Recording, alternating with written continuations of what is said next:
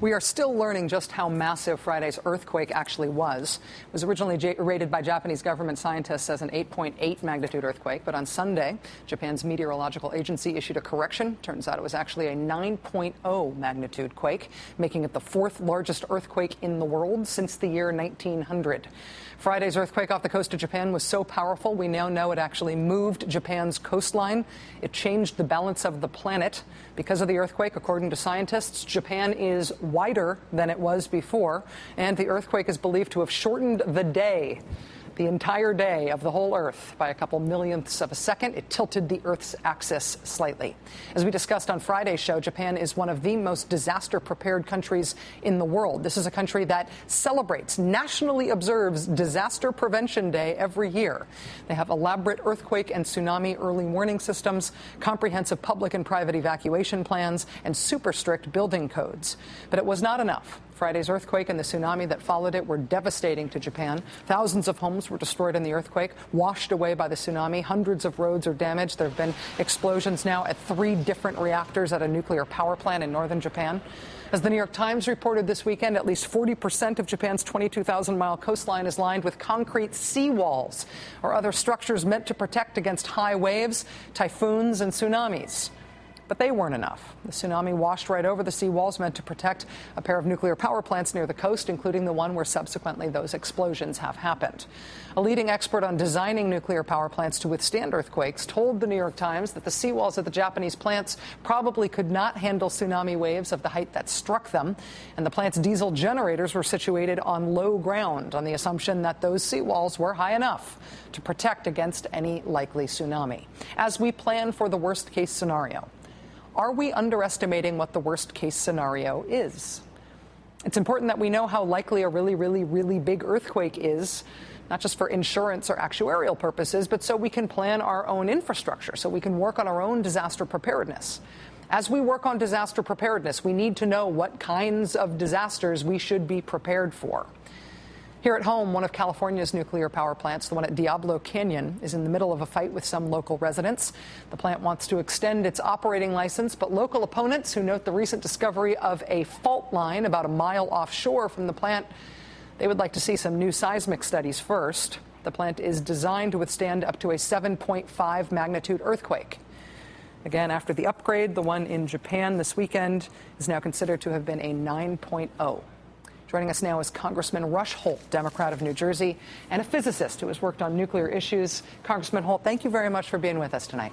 Good to be with you, Rachel, and thanks for the reports from Bob and Lee. This is a good program. Thanks. Thank you very much. It's nice of you to say that. Let me get your reaction, particularly to what Bob was talking about, which is the news that this third explosion at this reactor in Japan may be more serious than the previous two, that there may have been a significant new release of radioactivity. An American public listening to you tonight, thinking of you as both a congressman and a physicist, what's your advice about how we should understand the severity of this news? Well, it is troubling, and as you said, this is one of the worst, maybe the second worst nuclear accident in the history of nuclear power.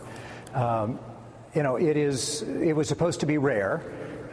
These are well-designed plants. The Japanese plants are operated, I think, at least as well as plants in the United States.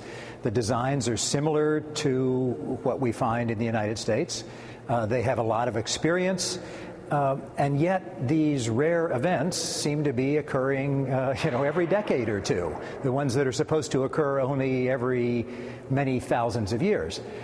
We've had some reminders in the last weeks that our oil supply is perilous, whether you're talking about Gulf Coast explosions or Libyan uprisings. And now we have another reminder that our hopes for nuclear power are perilous as well.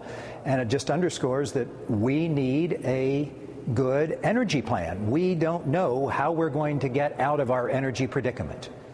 In terms of comparing this to previous disasters, what happened at Chernobyl is complicated, but for me, as a lay audience reading about it, as far as I understand it, it seems like a poorly designed experiment that went bad. At 3 Mile Island, it was also human error that really ended up being a significant part of the cause there. That does not seem to be the case in Japan. As you point out, these are well-built facilities that are as well run as anywhere else in the world. I worry that our comfort with nuclear power is based not on a lack of organization or a lack of being or a lack of our ability to believe that we could be bad at our jobs, but by a lack of imagination about how bad the things are that the Earth could throw at us. Are we basing our faith in this energy process on fundamentally unsound assumptions about how stable the world is in terms of our climate and earthquakes? Yeah, I mean, I think we might call it human error that they put the backup diesel generators on low ground. Yeah. So, I mean, the point is, none of these things are free or easy or cheap. I mean, we're 10,000 Americans are dying prematurely each year because of our use of coal.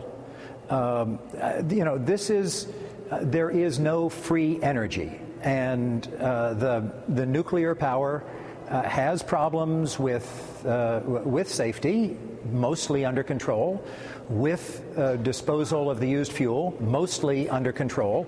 But I must say, the big issue, the looming issue that I think determines how aggressively we should move forward with nuclear power is the connection with weapons proliferation. Far more people would be killed with, and far more damage to civil society would be done with nuclear weapons than with any nuclear power plant accident.